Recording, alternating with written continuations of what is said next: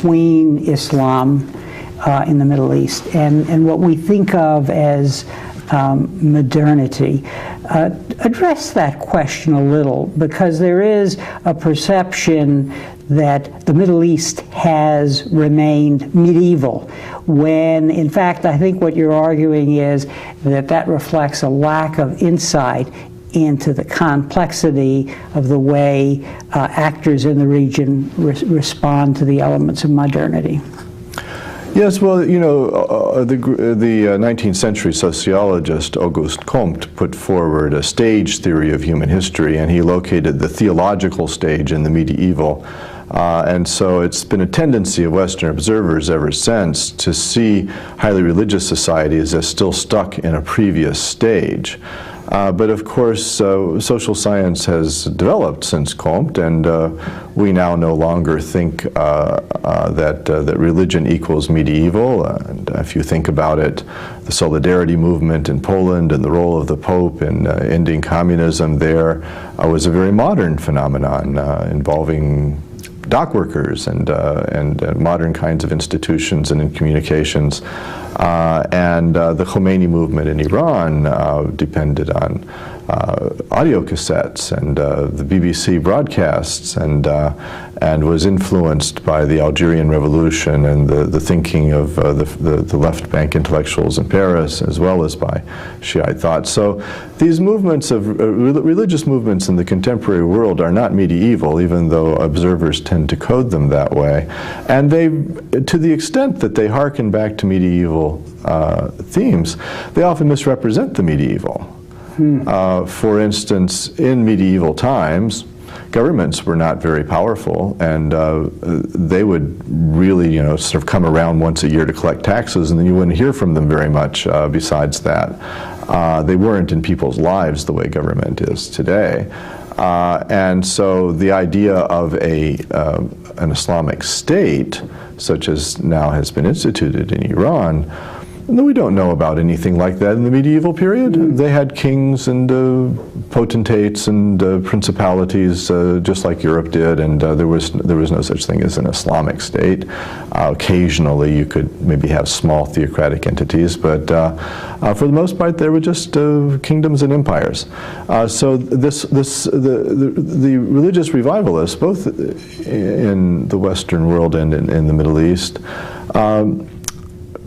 in their own minds, create an ideal medieval period to which they often hearken back.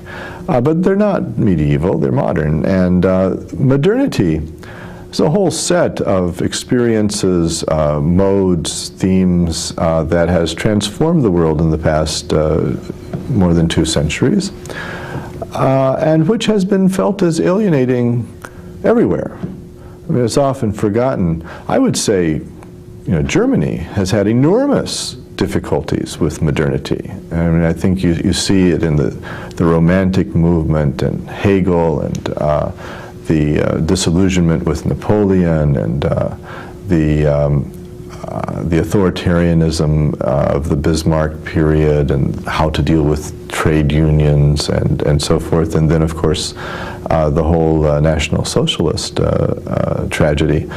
I don't think that modernity has come easily to the Germans, and neither has it come easily to many in the Middle East. But this is not peculiar in modern history. You at one point in one of your books, you comment that it can be said that, I'm paraphrasing now, modernity hasn't generally, although there were these experiments in modernity, these different histories than the one we traditionally look at, that on the whole there has been a failing for modernity to take hold in the way that it did in the West. If that's fair, if that's a fair statement of your belief, then what do you see as the primary factors accounting for this? Was it Western imperialism? Has it in recent times been oil? Are there factors that we can identify that help us understand these particular failures in the Middle East? Well, I should be careful in saying that I was talking about a handful of themes in modernity with regard to the rise of popular sovereignty and parliamentary governance, for instance, conceptions of individual rights, the women's movement, a whole range of these things, and coming to terms with the separation of religion and state. And of course, all of these themes are challenging and have been challenging, and this is my point, to all of the societies in the world. So for instance, the Swiss women didn't get the vote at a federal level until 1971, and there were some cantons where it was later. And French women didn't get the vote until 1945. So when the Middle East is criticized for, Saudi Arabia, for instance, still does not have the vote for women. But the Iranian women have had the vote since the 1960s, and that's true in a number of other Middle Eastern countries. So it's not that far from 1945 to the 1960s. I mean, the difference in that regard is not so very great. And we're talking about what is thought of as an advanced country like France. But with regard to parliamentary rule, really only Turkey among the Muslim Middle East societies has come close to having a fairly steady parliamentary regime, although it's been punctuated by military coups from time to time. The fact that Turkey joined NATO, I think, helped to put pressure on its military always to go back to the barracks in the end. Now that it wants to join the European Union, there's been pressure on it to liberalize on human rights issues and so forth. But there aren't any parliamentary regimes in the Middle East besides Turkey that come close to meeting international standards. Of course, the Americans hope that Iraq eventually will. But I'm accepting Israel because its origins really are mostly from outside the region. And you ask, why? Why should that be? That we don't have more parliamentary regimes in the Middle East? Of course, they were rare in East Asia, Southeast Asia for much of the 20th century as well. Korea only fairly recently has gone in that direction, and South Korea, and China still has not, and so forth. So the question of the political evolution of these countries is a very complex one, but one could point at certain things. For instance, and I do think that Western influence has been both a hindrance and a help in the direction of these societies. Iran, after World War II, had a period of relatively lively parliamentary life.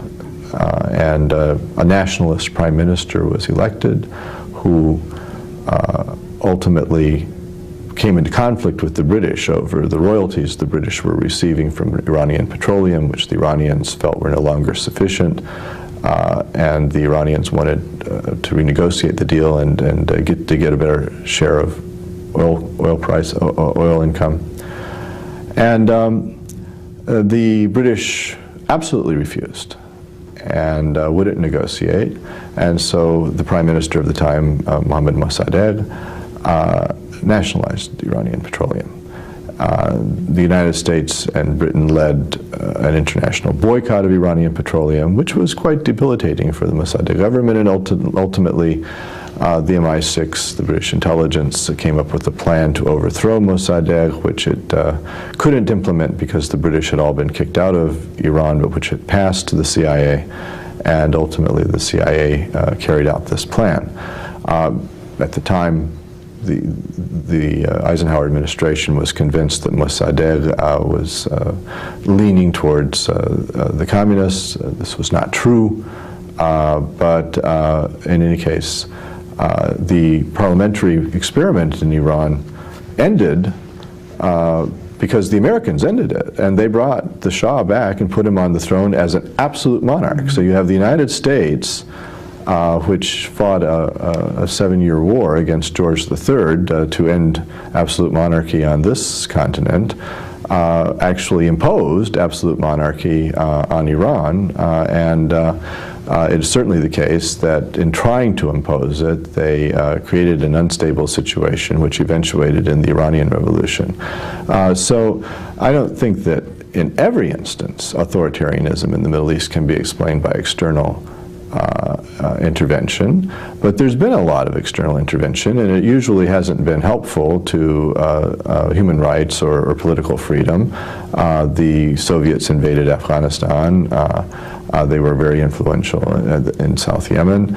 There are persistent allegations, and we historians haven't seen the documents yet, so we don't know if they're true, but there are persistent allegations that the United States helped to engineer the 1963 and 1968 Ba'ath coups in Iraq because it was alarmed at rising communist influence. So certainly external interventions of various sorts have been unhelpful. I argue in one of my books that in 1882, in the 19th century, a parliamentary movement arose in Egypt, which the British intervened to stop because they were afraid it would threaten their various economic interests in the region.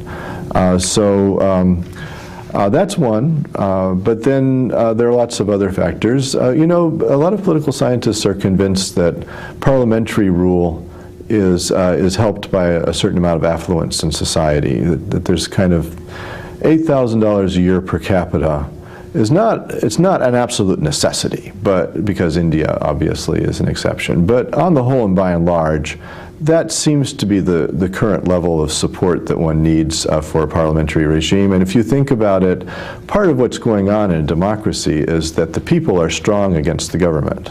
Mm-hmm. The government can't just walk all over them. There are constituencies that are able to influence the government in various ways, lobbying and pressure points and so forth.